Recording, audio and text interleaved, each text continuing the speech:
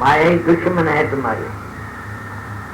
तुम अच्छे अच्छे आदमी को चलते हैं, एक्सप्लॉइट करते हैं, तो तुम्हारे को फिर दूसरा तुम्हारे स्त्री को फिर ये बाबा बांभन एक्सप्लॉइट करके जाता है, उसका पैसा निकाल जाता है।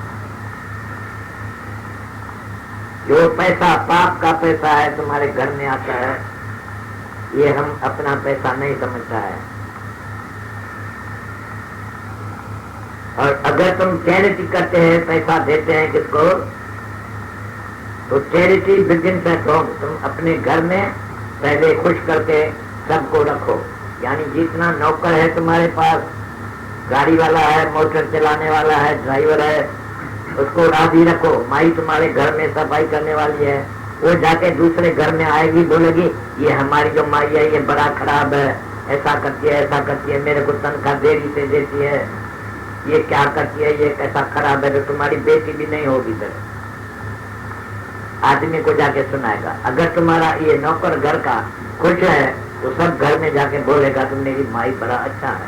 उसमें क्या करना पड़ता है, थोड़ा उसको पगार तनख्वाह थोड़ा जास्ती देना पड़ता है। अरे तुम पैसा मुफ्त का किसको देता है, चैरिटी करता है, उससे ये अच्छा है कि नहीं। हमारे पास एक माई आती थी, उसका मोटर था अपना,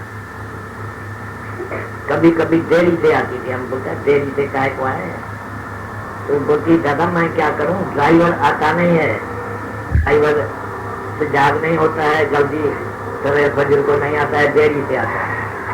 हम बोला कितना ड्राइवर को तनख्वाह देते हैं, तुम हमारे पास हमेशा आते हैं, पूछते हैं तो दादा हम कौन सा दान करें, तो ये उसको कितना देता है। उसने बोला हम 200 रुपया देता है। हम बोला आज से 400 रुपया उसको दिए।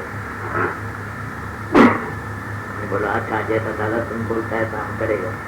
400 रुपया दिया। तो वो दूसरे दिन आतवार का दिन था, वो आतवार को तो कभी उसका ड्राइवर आता नहीं था, वो भांचो आज आ गया। माई को बोला तुम आज कैसा है, आज तो आतवार है। उसने बोला हमारा ड्राइवर आके बैठा घर में, वो बोला तो तुम चलो तो हम तुमको छोड़ के। तो देखा तुम रंग, देखा कैसा होता है। तुम मुफ्त में किसको जाके माई माँ भर को पैसा देता है, हम भाई चैरिटी करता है, हम दान करता है, तो तुमको भगवान ले जाएगा अपने पास। भगवान तुमको थूक भी नहीं लगाएगा। जो तुम काम करते हैं ये सब ऐसा ही जाता है। तुम्हारा बुढ़े लोग जो मर गए हैं वो भी नरक में गए हैं तुम्हारे ख्याल में, तो उसने सत्कर्म किया है। लेकिन सत्कर्म करने वाले को अहंकार बड़े से बड़ा होता है कि मैं सत्कर्म किया। एक दिन हमको हमारे मुल्क में हमारा एक दोस्त हमको मिला, वो लखा करोड़पति था। वो एक दिन लाख रुपया दान किया कॉलेज को कि ये कॉमर्स कॉलेज इसमें निकालो। तो हम दूसरे दिन गया बाजार में थे, तो उसने हमको बुलाया, सेठ ने मेरे को बोला दादा तुमको मालूम है कल का अखबार पढ़ा है। बोला अखबार हमको मना है गुरु का, तो अखबार नहीं पढ़ना, झूठी बात आती है अखबार में, इसलिए हम अखबार नहीं पढ़ते। उसने बोला हम कल लाख रुपया दान किया है, तुमको मालूम नहीं है। बोला हमको मालूम नहीं है। तो ये अच्छा किया तो तुम जल्द अभी मर जाएगा। लाख रुपया दान किया तो अभी जल्दी मरेगा, तुम भी बुढ़ा हो गया है। क्या करता है कि तुम्हारे को करोड़ रुपया कभी कुछ हुआ है दुनिया में? अभी लाख रुपया दान किया तो भी कुछ है? मैं बोला कुछ तो नहीं है, अभी तक हम बीमार पड़ता है, डॉक्टर की मना है कि तुम रोटी भी नहीं खाओ नहीं तो मर जाएगा, तुम ऐसा नहीं करो ऐसा नहीं करो, कितनी मना मेरे को करते हैं। बोला तो अभी देखो तुम ही यहाँ लाख रुपया दान करते हैं। उसने बोला तुम जो बोलते हैं लाख रुपया हम दान किया तो मरेगा, हमको तो फकीर लोग और ये ब्राह्मण लोग ने बोला है तो एक दे तो 10 पाए, हमको तो 10 लाख रुपए का दिया है, पक दिया है, खातरी दिया है कि तुमको 10।